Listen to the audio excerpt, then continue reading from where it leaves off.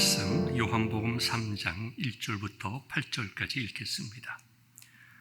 그런데 바리새인 중에 니고데모라 하는 사람이 있으니 유대인의 지도자라. 그가 밤에 예수께 와서 이르되 랍비여, 우리가 당신은 하나님께로부터 오신 선생인 줄 아나이다. 하나님이 함께 하시지 아니하시면 당신이 행하시는 이 표적을 아무도 할 수 없음이니이다. 예수께서 대답하여 이르시되 진실로 진실로 네게 이르노니 사람이 거듭나지 아니하면 하나님의 나라를 볼 수 없느니라. 니고데모가 이르되 사람이 늙으면 어떻게 날 수 있사옵나이까? 두 번째 모태에 들어갔다가 날 수 있사옵나이까? 예수께서 대답하시되 진실로 진실로 네게 이르노니 사람이 물과 성령으로 나지 아니하면 하나님의 나라에 들어갈 수 없느니라. 육으로 난 것은 육이요 영으로 난 것은 영이니 내가 네게 거듭나야 하겠다 하는 말을 놀랍게 여기지 말라. 바람이 임으로 불매 네가 그 소리는 들어도 어디서 와서 어디로 가는지 알지 못하나니 성령으로 난 사람도 다 그러하니라. 우리 주님의 말씀입니다. 아멘. 우리가 공관복음과 또 요한복음에 나타나 있는 예수님의 행적에 대해서 말씀을 나누고 있는데요. 오늘은 본문을 좀 더 깊이 이해하기 위해서 좀 서술적인 몇 가지의 말씀을 드리고자 합니다. 우리가 잘 알다시피 신약 성경에 나와 있는 복음서는 네 권입니다. 마태, 마가, 누가, 요한복음입니다. 그 중에 마태, 마가, 누가복음을 묶어서 공관복음이라 이렇게 말합니다. 공관복음이라고 하는 것은 같은 관점에서 기록되었기 때문입니다. 공관, 동일한 관점에서 보았다. 예수님께서 언제, 어디서 어떠한 일을 행하셨나 하는 것을 마치 사기가, 역사가가 역사를 기록하듯이 쭉 이렇게 기록해 놓았습니다. 그런데 요한은요, 좀 다르게 예수님께서 하신 행적을 통해서 나타내고자 하시는 예수님의 뜻이 무엇인가? 특별히 예수님께서 이런 많은 일들을 행하심으로 예수님의 하나님 되심을 선포하려고 하셨다라고 하는 예수님의 의도를 기록을 했습니다. 그것이 같은 복음서임에도 불구하고 공관복음과 요한복음이 다른 점입니다. 그 독특성이 오늘 본문을 포함한 요한복음 초기에 잘 나타나 있습니다. 여러분이 아시다시피 요한복음 1장 1절을 보면 놀라운 선포로부터 시작합니다. 태초에 말씀이 계시니라. 이 말씀이 하나님과 함께 계셨으니 이 말씀은 곧 하나님이시라. 그가 태초에 하나님과 함께 계셨고 만물이 그로 말미암아 지은 바 되었으니 지은 것이 하나도 그가 없이는 된 것이 없느니라. 예수님께서 이 세상이 만들어지시기 전부터 존재하셨고 온 우주 만물을 하나님과 함께 창조하신 창조주라고 하시는 것을 선포하고 있습니다. 그리고 그 예수님께서 이 어두운 땅에 빛으로 오심으로 어둠을 제거하기 원하셨다고 말씀하셨습니다. 여러분이 아시다시피 어둠은 죄를 상징하고 빛은 진리와 생명을 의미합니다. 그리고 그 빛 되신 빛으로 오신 예수님을 영접하는 자들에게는 하나님의 자녀가 되는 권세를 주셨다. 요한복음 1장 12절의 말씀이죠.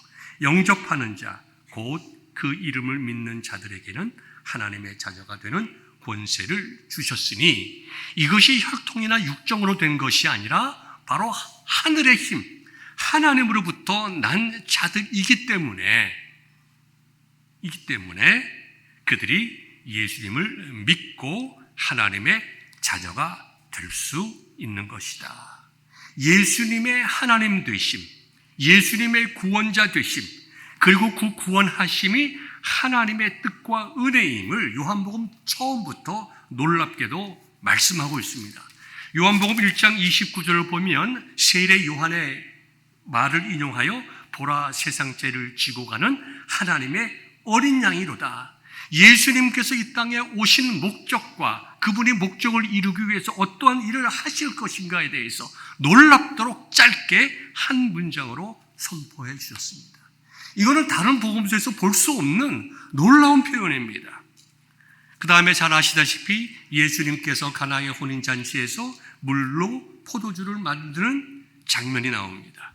그 놀라운 표적이 나오죠. 요한은 그것을 기록함으로써 예수님께서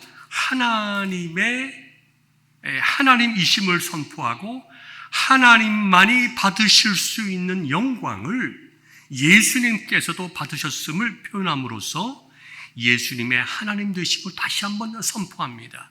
그리고 그 사건을 통하여 예수님의 제자들이 5 제자들이 예수님을 따라가는 제자의 길을 가게 되었다는 것을 기록을 하고 있습니다. 그 다음에 우리가 지난 시간에 말씀을 나눈 것과 같이 가나의 작은 도시로부터 떠나셔서 이제 유월절을 지키기 위해서 예루살렘으로 올라가셨습니다.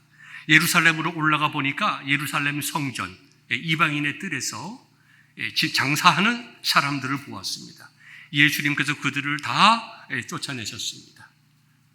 채찍을 만드셔서 짐승들을 내보내고 동전을 바꾸는 자들의 상을 뒤집어 엎으셨으며 비둘기 파는 자들의 앉아있던 그 의자를 발로 차셨습니다.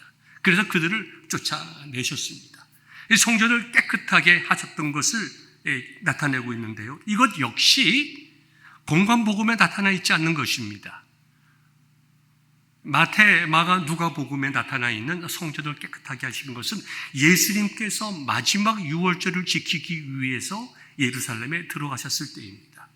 요한은 예수님 사역 초기에 유월절에 지키기 위해서 예루살렘 성전에 가서 성전을 깨끗하게 하신 것을 기록한 것입니다. 그러니까 예수님께서 성전을 깨끗하게 한 것은 한 번이 아니라 2번입니다. 요한은 처음부터 의도를 가지고 마태, 마가, 누가가 기록하지 아니한 첫 번째 성전 청결하심을 기록하심으로 예수님께서 단순한 청결뿐만 아니라 예수님 자신이 영광 받으시기에 합당한 예배의 대상이 되는 성전 자체임을 그 시대의 사람들에게 나타내 주셨습니다. 그 다음에 2 사람의 이야기를 기록합니다. 첫 번째 사람이 오늘 저와 여러분들이 나눌 니고데모이고 2번째 사람이 이름 모를 사마리아 수가성의 여인입니다. 요한은 의도를 가지고 2 사람을 끌고 옵니다. 첫 번째는 이스라엘의 유대인들 중에서 최고의 지성, 모든 것을 가진 자, 최고의 학벌과 지위와 권세와 부를 가진, 그리고 모든 사람으로부터 존경받는 니고데모를 소개합니다. 그는 예수님을 찾아온 사람이에요. 예수님께 찾아왔습니다. 2 번째는 예수님께서 찾아간 사람, 그 사람은 아무것도 가진 자가 아닙니다. 사람으로부터 존경받는 자가 아니고 소외된 자이고 아무것도 없는 자이고 행복하지 아니하고 사람들로부터 손가락질 받고 죄인의 상징처럼 보였던 그 여인입니다. 이 2 사람을 동시에 소개함으로써 요한은 의도적으로 예수님께서 이 땅에 오신 하나님 나라의 선포와 확장, 그리고 거듭남을 통한 구원의 메시지를 분명하게 선포하고 있는 것입니다. 그래서 우리는 요한복음 1장부터 계속해서 요한복음 4장에 이르기까지 이 내용을 하나의 큰 틀과 요한의 의도를 이해해야 본문에 있는 내용들을 바르게 이해할 수 있고 우리가 구속서적인 관점에서 요한복음과 공관복음에 나타나 있는 이 예수님의 그 하나님 나라 선포에 대해서 이해할 수가 있는 것입니다. 요한복음을 읽을 때마다 얼마나 어메이징한지, 어떻게 요한이 이렇게 기록할 수 있었을까? 같은 제자고 제자들 중에서 제일 어린 요한이었지만 다른 마태, 마가, 누가, 베드로와 달리 이렇게 참 놀라운 하나님의 메시지, 예수 그리스도의 왕되심, 세상 죄를 지고 가는 하나님의 어린 양, 다른 복음서에서 볼 수 없는 놀라운 표현들을 통해서 우리에게 구원의 메시지를 선포했다는 것입니다. 사랑하는 성도 여러분, 요한만 예수님의 제자이겠습니까? 저와 여러분들도 다 예수님의 제자들입니다. 저와 여러분들 역시 하나님의 말씀을 깊이 깨달음으로 우리를 향하신 예수 그리스도의 마음을 세상에 선포하는 좋은 성도들, 복된 제자들 될 수 있기를 주님의 이름으로 축원합니다. 오늘은 여러분들에게 니고데모를 소개합니다. 첫 번째, 니고데모는 왜 예수님을 찾아갔을까요? 먼저 답부터 말씀드리면, 니고데모는 예수님을 통해서 자기가 어떻게 구원받아 하나님의 나라에 갈 수 있을까 하는 이 개인의 구원의 문제로 예수님을 찾아간 것이 아닙니다. 니고데모가 예수님을 찾아간 것은 그 당시에 이스라엘 백성들이 그렇게 원했던 하나님의 나라가 언제 임할런지에 대한 예수님의 의견을 듣기 위하여 갔습니다. 이건 니고데모의 한 사람의 방문이 아니라 니고데모와 같은 뜻을 가지고 같은 질문을 가지고 하나님 앞에 기도하며 메시아를 기다렸던 많은 일련의 바리새파 사람들. 여러분, 바리새파 사람들은 일반적으로 예수님의 책망을 많이 들었습니다. 회칠한 무덤이라든가 정말 독사의 자식이라든가 예수님께서 무시무시하게 바리새인들을 책망하셨습니다. 그런데요, 모든 바리새인이 다 그런 것은 아니었습니다. 오늘 나와 있는 니고데모처럼 니고데모와 같은 그룹의 사람들이 있었는데 경건한 사람들이었고 하나님을 사랑하는 사람들이었고 예수님에 대해서 잘 알지도 못했지만 메시아를 기다리는 사람들이었고, 그리고 그들이 간절히 소망하는 가운데 지금 놀라운 일이 일어나고 있다. 예수란 젊은 청년이 놀라운 일을 행하고 있다. 성전에 와서 모든 잘못된 일을 정말 바로잡고 있다. 이 성경에 기록되어 있지는 않습니다. 그러나 우리가 합리적으로 추론할 수 있는 것이 이 니고데모 역시 성전 안에서 장사하는 사람들, 예수님의 말씀대로 기도하는 장소, 다르게 표현하면, 확대해서 말씀드리면 하나님께 예배드리는 그 예배의 장소를 자신들의 유익을 위하여 백성들을 착취하는 강도의 구렬로 만든 것을 결코 기쁘게 생각하지 않았을 것입니다. 그런데 예수님께서 그 놀라운 일을 행하셨습니다. 여러분, 예루살렘 성전을 생각해 보십시오. 거기에는 사내들인이 있었습니다. 물론 니고데모도 사내들인 회원입니다. 사내들인이라고 하는 70인으로 구성된 이스라엘 민족, 다르게 말하면 유대교의 최고 기관입니다. 입법, 사법, 행정, 모든 것을 다 통괄해서 이스라엘 백성들의 모든 것들 다 다스리는 곳입니다. 안식일을 제외하고 해 뜰 때부터 해 질 때까지 매일 열렸습니다. 9 to 5가 아니에요. 해 뜰 때부터 해 질 때까지. 지금으로 말하면 한 6시부터 시작해서 밤 9시까지 안식을 빼고 70명이 모여서 대제사장을 중심으로 해서 여러 가지 일들을, 좀 쉽게 말하면 국사를 다루는 일이었다. 그러니 얼마나 많은 사람들이 그 앞에 왔다 갔다 했겠으며, 이스라엘 백성들의 정말 영적인 지도자라고 생각했던 사람들, 최고의 권력자들, 종교 지도자들, 그 다음에 경건한 여러 디아스포라에서 흩어져 있던 순례객들, 그 많은 그 사람들 앞에서 그 젊은 청년이 한 번도 보지도 듣지도 못했던 그 청년이 놀라운 일을 해서 예루살렘 성과 성전을 발칵 뒤집어 놓지 않았습니까? 과연 그가 누구인가? 그리고 예수님께서 그 안식 유월절 기간을 지키면서 성전만 청결케 하신 것이 아니라 여러 가지 놀라운 일들을 행하셨습니다. 그것을 보고 나서 일련의 바리새파들을 대표해서 이 니고데모가 예수님께 찾아왔던 것입니다. 와서 무엇이라고 말씀을 하냐 하면 이렇게 예수님에게 말씀을 하죠. 이야기를 합니다. 그가 밤에 예수께 와서 왜 밤에 왔는지 여러 가지 얘기가 있지만 그것은 전혀 중요하지 않습니다. 예수님께 이렇게 질문합니다. 랍비여, 우리가 당신은 하나님께로부터 오신 선생인 줄 아나이다. 하나님이 함께 하시지 아니하시면 당신이 행하시는 이 표적을 아무도 행할 수 없나이다. 이렇게 얘기를 합니다. 이 말은 무슨 말이냐 하면 거꾸로 생각하면 이겁니다. 하나님께서 함께 하시지 아니하시면 행할 수 없는 일을 행하심으로 나는 예수님께 당신이 하나님께로부터 온 선생님인 줄 믿습니다. 바로 이 얘기예요. 그래서 아마도 니고데모는 나이가 많았을 것입니다. 여러분, 그 시대에 사내들인의 회원이라고 하는 것은 장로예요. 어르신입니다. 그죠? 율법사일 것임이 거의 확실합니다. 대부분이. 바리새인들, 유력한 재산가, 명성가, 젊은 사람들이 가질 수 없는 것입니다.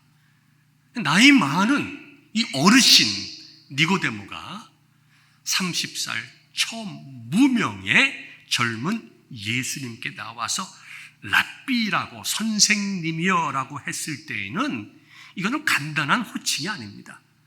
예의상 드리는 호칭은 더욱 아닙니다. 이것은 정말로 니고데모가 예수님께서 하신 그 일을 통하여 하나님께서 보내신 예언자이거나 선지자이시거나 아니면 어쩌면 우리가 그렇게 기다렸던 메시아일지도 모르겠다. 그렇다면 이분에게서 우리가 고대하던 하나님의 나라가 언제 임할지 우리가 알 수 있지 않겠는가. 그래서 그는 아주 겸손하고 정말 진실된 마음으로 예수님께 하나님의 나라가 언제 임할 것을 물어보았습니다. 물론 본문에 보면 니고데모가 하나님의 나라가 언제 임하겠습니까? 물어본 적이 없습니다. 그죠? 우리가 어디를 보더라도 성경에 니고데모가 그런 질문을 했다는 내용이 없습니다. 그러나 예수님께서 그에게 하신 답변을 미루어 볼 때에 니고데모가 그러한 질문을 가지고 예수님께 나왔다는 것을 합리적으로 우리가 생각할 수가 있습니다. 여기서 니고데모가 표적이란 말을 썼습니다. 이 표적이란 단어는 특별히 요한이 즐겨 사용하는 단어입니다. 어떤 의도를 가지고 사용하는 단어입니다. 그런데 요한이 사용하는 그 표적이란 단어를 니고데모도 동일하게 사용했다는 것입니다. 이것은 예수님의 표적을 예수님께서 하신 그 놀라운 일들을 정말 놀라움으로 그치지 아니하고 다르게 보았다는 거예요. 성경에 보면 이적, 기적, 표적 이런 단어들이 나옵니다. 특별히 표적이란 말은 요한복음에 특별히 많이 나타납니다. 한국어 번역 성경이다 보니까 이것이 번갈아 쓰이기도 합니다. 그러나 분명한 것은 요한이 표적이라는 말을 사용했을 때는 이적이나 기적이라는 말과 다른 그 누안스로 사용했다는 것을 우리는 성경 본문을 통해서 요한복음을 통해서 잘 알 수 있어요. 짧게 설명합니다. 이적이라고 하는 것은 드러나는 외적인 현상인데요. 놀라운 현상을 말하는 것입니다. 우리가 볼 수 없었던 놀라운 현상들, 현상적인 거예요. 눈으로 보고 귀로 듣고 우리가 감각적으로 알 수 있는 놀라운 현상, 그 이적이에요. 그런데 그 이적을 통해서 이것은 하나님께서 하시는 일이다. 이거는 하나님의 능력으로 이렇게 되었다. 이렇게 받아들일 때 우리는 그걸 기적이라고 쉽게 표현할 수가 있습니다. 그런데 요한이 사용한 표적이란 말은 다릅니다. 이적과 기적을 뛰어넘어서 이것을 통하여 하나님께서 말씀하시고자 하는 뜻이 무엇인가? 특별히 예수님께서 이러한 놀라운 일을 행하심으로, 이러한 능력을 행하심으로 우리에게 주시고자 하시는 예수님의 메시지가 무엇인가 그거를 발견해서 표현하게 될 때에 그것이 표적이라고 표현할 것입니다. 예수님께서 물로 포도주를 만드실 때에도 여러분 아시다시피 많은 사람들은 이적을 보았습니다. 야, 놀랍다. 어떻게 정말 나중에 포도주가 더 정말 좋은 포도주인가? 다른 어느 곳에서도 볼 수 없는 놀라운 일이네. 이 집 잔치 참 잘했네. 와, 신기하다. 참 좋다. 하고 즐겁게 떠났습니다. 예수님의 말씀에 순종한 하인들은 뭘 봤습니까? 기적을 봤어요. 와, 이건 정말 놀랍다. 하나님이 보내신 사람의 모양이다. 하나님의 특별한 능력을 가지신 모양이다. 어떻게 물을 포도주로 만드실 수가 있는가? 그들은 기적을 보았습니다. 근데 요한은 뭐라고 얘기를 했죠? 예수님께서 이러한 표적을 행하심으로 제자들이 표적을 행하심으로 영광을 나타내시고 제자들이 그 예수님을 믿었더라. 그렇죠? 제자들은 예수님께서 하신 그 이적을 놀라운 것으로 그치지 아니하고 그 사건을 통해서 이분이 우리가 진정 모든 것을 버리고 따라야 할 우리의 메시아요 하늘의 사람이라고 하는 것을 제자들이 깨달았다는 거예요. 그렇기에 요한은 그것을 표적이라고 구분해서 기록을 했던 것입니다. 그러니까 다시 돌아와서 니고데모는 그와 같은 표적을 보았다는 것입니다. 니고데모가 그와 같은 기대를 가지고 예수님께 나왔습니다. 하나님 나라에 대한 기대를 가지고 나왔습니다. 언제 하나님 나라가 임할 것인가? 그러면 그 당시에 우리가 좀 더 다르게 보아서 일반 백성들이나 모든 민중들이 다 하나님의 나라를 기다렸는데 니고데모와 같은 지식인들, 성경학자들, 율법사들의 마음속에 있는 하나님의 나라는 좀 어땠을까? 좀 다르지 않겠어요? 그 점을 우리가 이해하면 예수님과의 대화를 좀 쉽게 이해할 수가 있습니다. 니고데모는 당대의 지서인이고 율법사였을 것이 분명합니다. 니고데모가 생각했던 그 하나님의 나라는 단순하지 않았습니다. 물론 현재의 절실한 문제가 있었죠. 로마의 식민지 문제, 그죠? 얼마나 이스라엘 백성들이 고통을 당했습니까? 하나님의 나라를 이루고자 독립운동했습니다. 많은 독립운동가들이 암흑기, 말라기 선지자 이후로 시작을 해서 세례 요한이 나오기 전까지 그 400년 기간 동안에 성전을 회복하고 하나님의 나라를 회복하고 하나님의 말씀이 이루어지는 그 땅을 위해서 정말 생명 바쳐서 그들이 전쟁을 했습니다. 강력한 로마에 대항하는 그 어떤 세력도 최고의 형벌로 대하는 그 로마에 대항해서 역사학자들의 기록을 보면 한 번은 5,000명 정도의 유대인들이 십자가 처형을 당했어요.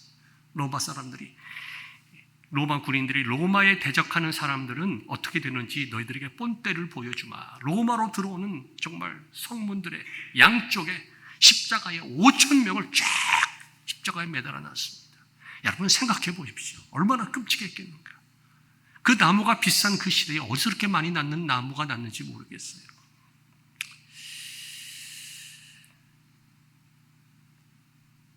그러한 그 이교도가 짓밟고 있는 그러한 식민지 문제들, 그 다음에 로마와 결탁한 그런 대제사장 사람들, 종교 지배자들, 정말 대제사장까지 로마에 의해 임명되는, 그리고 그걸 돈 주고 사고 파는 그 타락한 종교인들, 종교 지도자들, 그리고 400년이 넘도록 이어지는 하나님의 침묵.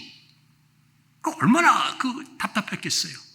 200년이 아닙니다. 400년이 넘도록 하나님께서 말라기 이후에 침묵하시는 그 고통, 영적인 고통, 그리고 그 가운데서 고통당하고 신음하는 가난한 백성들, 그걸 바라보면서 경건하고 진실했던 니고데모와 같은 사람들은 하나님 앞에 간절히 원하는 거예요. 하나님께서 구약 성경 이사야서를 통해서 말씀하셨던 그 이상적인 나라가 임하기를 간절히 원합니다. 이사야서 11장에 보면은 하나님의 나라에 대해서 기록하고 있습니다. 메시아를 이 땅에 보내주시고 하나님의 나라가 임재하게 되면 평화가 임할 것이다. 완전한 평화가 임할 것이다. 어린 양과 이리가 함께 살며 표범이 어린 염소와 함께 누우며 송아지와 어린 사자와 살찐 짐승이 함께 있으며 어린 아이들이 그죠? 사자를 이끌고 다닌다고 그랬어요. 거기다가 사자가 풀을 먹을 것이며 젖 먹는 아이가 독사의 구멍에서 장난하며 젖된 어린 아이가 독사의 굴에 손을 넣을 것이다. 이사야서 11장에 기록된 하나님 나라, 더 이상의 고통과 착취와 싸움과 갈등이 없는 나라, 먹고 사는 문제가 평화롭게 해결되는 나라.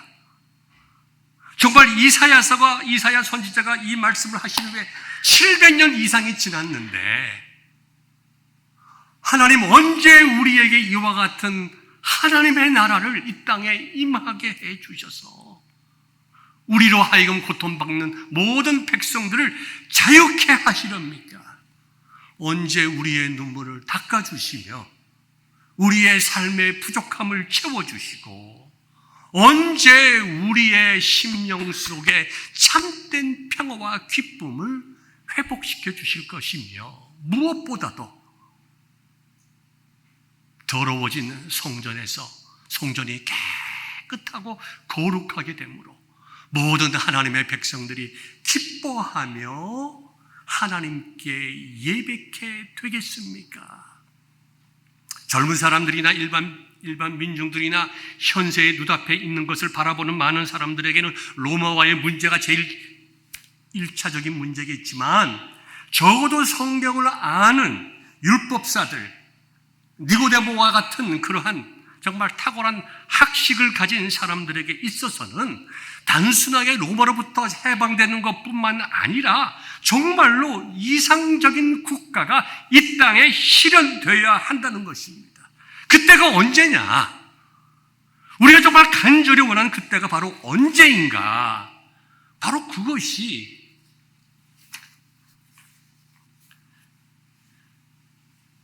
니고데모가 생각했던 하나님의 나라였던 것입니다. 바로 그것이 니고데모가 관심을 가졌던 하나님의 나라였고 동경이었어요. 결국 니고데모는 개인의 구원의 문제가 아니라 거듭남의 문제로 예수님께 나아간 것이 아니라 민족적인 관점에서 볼 때에 이 땅에 하나님의 나라가 언제 이루어질 것인가, 그리고 언제 우리가 그 땅에 하나님의 나라에 들어가게 될 것인가. 자, 이게 중요합니다. 여러분, 세례 요한을 보십시오. 세례 요한은 회개를 강조했습니다. 왜 회개를 강조했을까요? 이제 하나님의 나라가 곧 임할 터인데 하나님의 나라가 임하기 위해서는 우리가 해야 될 일이 있다. 그것은 회개이다. 우리가 회개해야 하나님 나라가 임하게 되고 우리가 회개해야 하나님 나라에 들어갈 수 있는 것이다. 이와 같은 생각으로 회개를 많이 강조했습니다. 그런데 니고데모와 같은 배운 학식이 있는 바리새인들은 조금 다르게 생각했어요. 어떻게 생각했냐 하면 하나님 나라가 이 땅에 임한다고 하면 그 하나님 나라의 백성들이 앞으로 어떻게 살아야 할 것인가? 율법적으로 완벽한 삶을 살아야 될 것 아닌가? 하나님의 말씀을 잘 지켜야 될 것 아닌가? 그러기 위해서는 우리가 하나님의 율법에 대해서 잘 알고 잘 가르쳐야 되며 잘 지켜야 된다. 그래야 하나님의 나라가 우리 가운데 유지될 수 있다고 생각했습니다. 굉장히 다른 지금 여러 각도에서 하나님의 나라를 이해하는 거예요. 다르게 말하면 하나님께서 이 땅에 하나님의 나라가 임하시려면 우리가 해야 될 책임이 있다는 거예요. 세례요한은 그것을 회개라고 얘기를 했지만 니고데모와 같은 사람은 어떻게 생각을 했냐 하면 하나님의 율법을 실천하고 모든 백성들이 하나님의 율법을 깨닫고 그 율법대로 살아야 된다. 경건하게 살아야 이 땅에 임한 하나님의 나라를 우리가 유지할 수 있다고 생각했습니다. 그게 참 좀 다르기도 하고 같기도 한 의미죠. 그렇기 때문에 바리새파 사람들은 그렇게 율법을 강조했던 것입니다. 그렇게 율법을 가르치고 강조함으로 하나님의 나라가 속히 임할 수 있기를 그들이 준비했다는 거예요.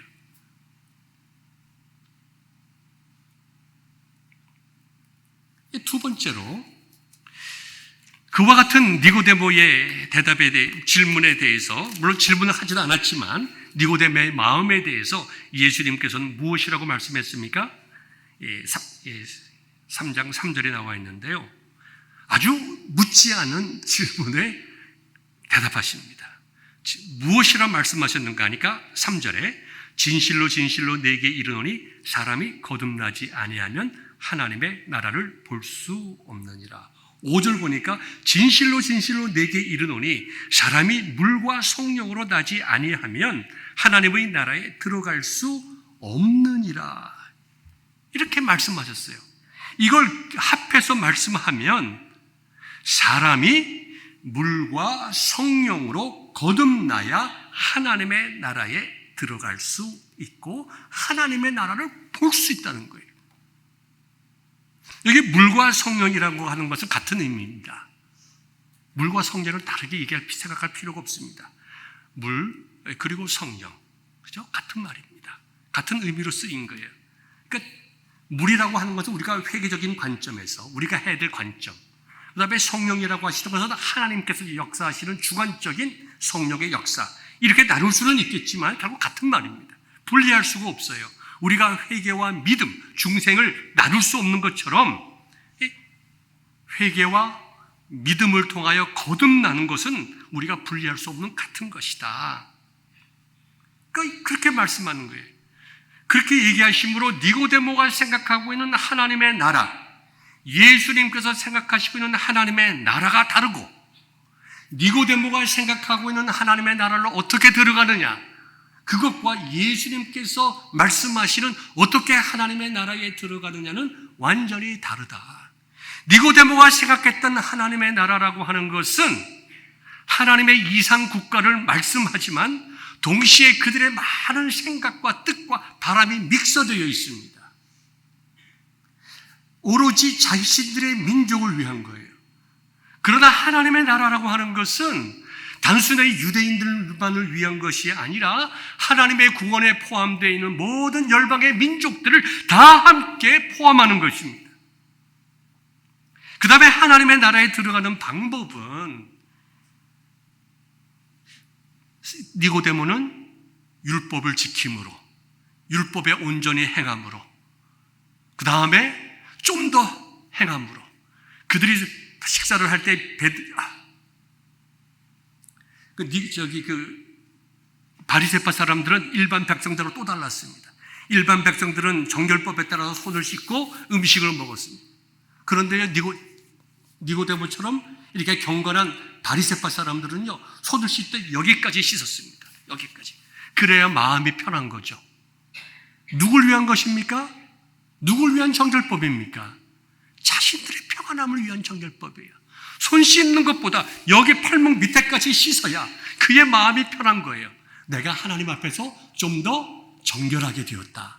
내가 하나님 앞에 좀 더 깨끗한 사람이 되었다. 내가 좀 더 진실하고 정말 잘 율법을 지켰다. 그렇게 함으로 그들이 하나님 나라를 보고 경험하고 들어가길 원했습니다. 그런데 예수님께서는 그와 같은 행위, 어떤 정결법, 율법적인 것을 말씀하시는 것이 아니라 물과 성령으로 거듭나야 하나님의 나라를 볼 수 있다. 여기 거듭난다라고 하는 말의 의미 속에는 하늘로부터라는 말이 있습니다. 이것도 종합적으로 말하면 하늘로부터 주어지는 성령의 은혜를 믿음으로 거듭나 하나님의 나라에 갈 수 있다. 예수님께서 뒤에 10절부터 시작을 해서 12절까지 쭉 말씀하십니다. 또 17절에도 말씀하십니다. 하나님께서 이 세상을, 예수님을 이 세상에 보내신 것은 세상을 구원하시기 위함이다. 하나님이 세상을 이처럼 사랑하사 독생자를 주셨으니 이는 그를 믿는 자마다 멸망하지 않고 영생을 얻게 하려 하심이라. 이스라엘 민족들이 광야에서 하나님을 배반해서 다 불뱀에 물려서 죽게 되었을 때에 하나님께서 모세를 통하여 구리노뱀을 세우시고 그 구리노뱀을 본 자들이 다 살았듯이 내가 이제 십자가에서 대속의 죽음을 죽게 될 터인데 이 나의 대속의 죽음을 바라보며 믿는 자들, 누구든지 하나님의 사랑으로 주어진 이 보혈을 믿는 자는 멸망치 않고 구원을 받게 될 것이다. 이스라엘 백성들이 광야에서 믿음으로 그들을 바라본 것이, 노뱀을 바라본 것이지 바라봐서 살은 것이지 행위로 살지 아니한 것처럼 이 하나님의 나라에 들어가는 것은 너희들이 또 얼마나 깨끗하게 살고 선하게 살고 거룩하게 살고 깨끗이 옷을 빨아입고 깨끗이 손을 씻느냐 있는 것이 아니라 하늘로부터 주어지는 그 놀라운 은혜를 믿음으로 받아들임으로 구원을 얻게 되는 것이다. 그것을 말씀해 주셨습니다. 얼마나 하나님의 들어가는 나라에 들어가는 방법이 다릅니까?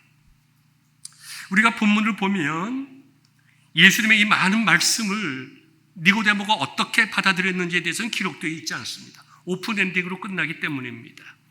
그러나 많은 생각과 도전을 받고 돌아갔으리라 생각합니다.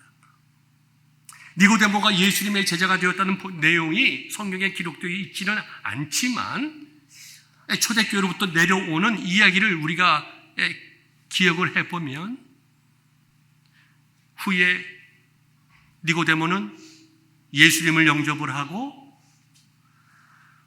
베드로와 요한으로부터 세례를 받게 되었고 스데반이 순교할 때에 스데반의 입장을 지지하다가 그 바리새 당으로부터 출교당하고 예루살렘으로 쫓겨나 살았다고. 그래서 끝까지 주님을 따라가고 우리가 성경에 기록된 대로 예수님께서 그렇게 재판을 받으실 때 예수님 편에 섰고 예수님께서 죽으셨을 때에 예수님의 장사를 위해서 많은 것을 내어 예수님을 모셨던 분입니다. 우리는 잘 알 수는 없지만 여러 가지 성경적인 상황을 보아서 예수님의 말씀을 듣는 이 당시에는 그의 마음속에 많은 갈등과 도전과 생각을 가졌겠지만 그 예수님의 말씀이 니고데의 마음에 심겨져서 성령의 은혜로 말미암아 그 말씀이 니고데모의 심령에서 자라서 니고데모가 예수님을 영접하고 예수님을 따르는 제자가 되었다는 것을 우리는 쉽게 생각할 수가 있습니다. 예수님께서는 이와 같이 하나님의 나라가 임하게 될 터인데 그때는 이미 하나님의 나라가 이 땅에 임했다고 하는 것을 예수님께서 여러 표적들을 통하여 말씀하시고 예수님을 믿는 것이 우리에게 생명 주실 그 예수님을 믿는 것이 하나님의 나라에 가는 유일한 길임을 오늘 본문의 말씀을 통해서 우리에게 알려주고 계십니다. 사랑하는 성도 여러분,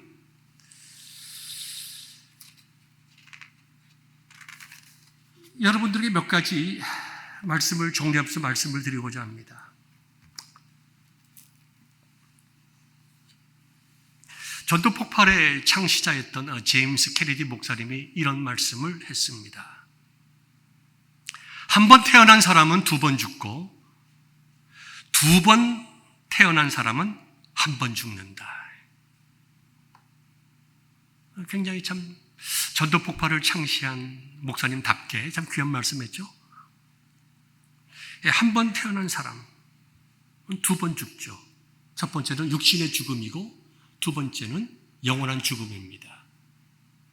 두 번 태어난 사람, 한 번은 육신의 태어남, 또 한 번은 예수 그리스도를 통하여 거듭나 새 생명을 가지고 구원받은 자는 한 번 죽는다.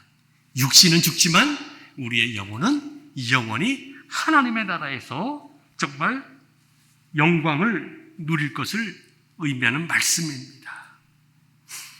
우리는 오늘 본문을 통해서 니고데모가 예수님을 만나 구원의 확신을 얻었다는 것을 찾을 수는 없지만 도리어 우리에게 굉장히 강한 도전을 줍니다.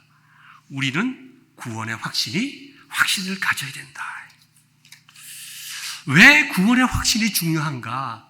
여러분 예수님 앞에 예배드리는 이 자리에 모든 분들이, 우리 교회 교인들은 다 구원의 확신을 가지고 살아가고 예배하기를 원하지만 그렇지 못한 분들이 어쩌면 이 세상에 많이 있을 수 있습니다. 우리가 하나님께 예배드릴 때 왜 신앙 고백을 합니까? 우리의 예배를 받으시는 분이 누구인지 고백하는 거예요. 우리가 모르는, 이름 모를 우상에게 예배드리는 것이 아니라 온 우주 만물을 창조하시는 성부 하나님, 나를 위하여 생명 주신 성자 하나님, 성부 하나님께서 계획하시고 성자 하나님께서 이루신 구원을 나로 하여금 믿고 하나님의 자녀가 되게 하신 성령 하나님께 대한 예배라고 하는 것입니다. 그래서 우리가 신앙 고백, 사도신경으로 신앙 고백하는 거예요. 구원의 확신이 없는 예배가, 구원의 확신이 없는 사람의 예배가 얼마나 그 말씀이 자기에게 와 닿겠습니까? 우리는 구원의 확신을 가져야 됩니다. 내가 거듭난 하나님의 백성, 내가 오늘 죽는다 하더라도 내 영혼이 주님 품에 있을 거라는 확신을 가져야 됩니다. 하나님의 말씀을 근거로 가져야 됩니다. 그 다음에 내 속에 역사하시는 성령의 역사심을 통해서 우리가 구원의 확신을 가져야 돼요. 내가 변화된 삶을 통해서 구원의 확신을 가져야 돼요. 길게 말씀드리지 않겠습니다. 오늘은 구원의 확신이 우리에게 너무너무나 필요합니다. 그래야 구원의 확신을 가져야 제자가 될 수 있습니다. 여러분, 예수님 믿고 교회 다니면 되지. 제자가 되고 이렇게 참 피곤하다. 제가 이렇게 묻고 싶어요. 여러분이 결혼한 부부라고 생각해 봅시다. 내 아내가 나를 사랑하겠지. 아니면 말고 그냥 같이 살아주면 되지. 밥도 해주고 빨래도 해주고. 내가 남편이 나를 정말 사랑하나? 사랑하면 좋지만 그렇지 않다 하더라도 나가서 열심히 일해서 우리 가정을 지키고 돌보아주니까 참 고맙고 감사하지 않나. 여러분, 그게 정말 좋은 부부일까요? 여러분, 그런 부부의 삶을 살고 싶으십니까? 아니죠. 내 아내가 나를 위하여 정말 사랑하고 정말 희생하고 자녀들을 잘 양육하고 기도하고, 거기에 대한 확신이 있을 때 그 남편의 삶이 얼마나 행복하겠어요. 남편이 자기만을 사랑하고 자기의 가족만을 위하고 정말 어렵고 힘든 직장 생활 속에서 참고 견디면서 가족을 위해서 희생하고 있다는 확신과 믿음이 있을 때에 그 아내의 마음이 얼마나 행복하겠어요. 여러분, 어떤 삶을 살고 싶으세요? 제가 물어보는 거예요. 구원의 확신이 없이 예수님 믿는 것은 아내와 남편에 대한 사랑의 확신 없이 살아가는 거예요. 법적인 부부일지는 모르겠지만 얼마나 행복하겠어요. 또 여러분들에게 도전의 말씀을 드립니다. 여러분 다시 태어난다면은 여러분들이 지금까지 살아온 그와 같은 동일한 삶을 살기를 원하십니까? 어떠세요? 아마 아닐 거예요. 저도 다시 태어날 기회가 돌아온다고 하면 내가 지금까지 살아온 것과 좀 다른 삶을 살고 싶어요. 실수도 하지 않고 잘못도 하지 않고 죄도 짓지 않고 정말 하나님과 사람 앞에 아름답고 멋진 인생 살고 싶을 거예요. 우리 육신의 일도 뒤로 돌아가 보면 새로운 삶을 살기를 원하는데, 우리가 새로운 생명을 얻어서 새 생명을 얻은 하나님의 자녀가 되었다고 하면 우리는 다른 삶을 살아야 되지 않겠어요? 그게 제자의 삶입니다. 여러분들 여기에 대한 확실한 이해가 있길 원합니다. 내가 구원받은 하나님의 백성이다. 내가 새 생명을 얻었으니 이제는 과거의 내가 아니며 이제는 하나님의 영광을 위하여 살아가야 되겠다. 내 인생의 목표와 방법과 가치관이 완전히 달라졌다. 근데 이제는 내가 사는 것이 아니라 내 속에 계시는 정말 성령님이 인도하시는 대로 살아가는 것이다. 제자의 삶을 살아가기 위해서 구원의 확신을 가질 수 있길 바랍니다. 두 번째, 여러분의 마음속에 구원의 확신이 없는 분이 있을 수가 있어요. 아직까지. 그렇다면 너무 낭망하지 않기를 바랍니다. 니고데모도 그랬습니다. 우리는 본문의 말씀을 통해서 니고데모가 예수님 만나서 구원의 확신을 가지고 그 밤에 기쁨으로 떠났다. 우리 그렇게 유추할 수가 없습니다. 많은 고민과 방황 속에 떠났습니다. 그러나 예수님을 찾아간 것이 그가 예수님이 누구인가 발견하는 첫걸음이 된 것처럼, 여러분들이 이 자리에 모였다는 것 자체가, 시간을 구별하여 하나님 앞에 나왔다는 것 자체가 나를 향한 하나님의 놀라운 계획이 있다는 것임을 기억하시길 바랍니다. 감사할 수 있기를 바랍니다. 마음속에 기도함으로 예수님께 찾아갈 수 있기를 바랍니다. 하나님, 내가 어떻게 하나님의 나라에 들어갈 수 있나요? 내가 어떻게 인생의 문제뿐만 아니라 내 아들 잘 되고 내가 이 땅에서 부자 되고 병낫기 위해서가 아니라 그걸 좀 이제 뛰어넘어서 내가 언젠가, 그리고 얼마 되지 않아서 조만간에 이 땅을 떠나게 될 터인데 그 다음에 내가 어떻게 될 것 같습니까? 나는 자신이 없습니다. 목사님은 천국 간다고 하지만 솔직히 말해서 나는 집사지만 아직까지 거기에 대한 생각이 없습니다. 낭망하지 마시고 예수님의 찾아가 두드리세요. 어떻게 하면 내가 구원받겠습니까? 내가 어떻게 하면 천국에 대한 확신을 가지고 살아갈 수 있게 되겠습니까? 하나님께서, 우리 주님께서 여러분에게 가장 맞는 방법으로 말씀해 주실 거예요. 니고데모에는 답을 주지 않고 도전을 주시고 스스로 찾게 하시고, 바울에게는 직접 나타나셔서 말씀하심으로 그를 변화시켜 주시고, 많은 경우에 조금씩 주님을 알아가고 하나님의 때에 결정적으로 깨닫게 하신다. 그래서 내가 많은 노력을 하고 정말 기도하고 찾은 것 같지만 어느 날 뒤돌아보니까 그것이 하늘로부터 온 하나님의 은혜였다. 그걸 깨닫게 되는 거죠. 우리가 그걸 깨닫게 되는 거죠. 내가 예수님 믿고 발견하고 애쓰고 했지만 지나고 보니 그것이 의미가 있는 것이 아니라 하늘로부터 임한 하나님의 놀라운 은혜가 있어서 내가 예수님을 믿고 하나님의 자녀가 되었구나. 이게 은혜 아닙니까? 이와 같은 은혜가 오늘 말씀을 나눈 저와 여러분들에게 충만하시기를 우리 주님의 이름으로 축원합니다. 기도하겠습니다.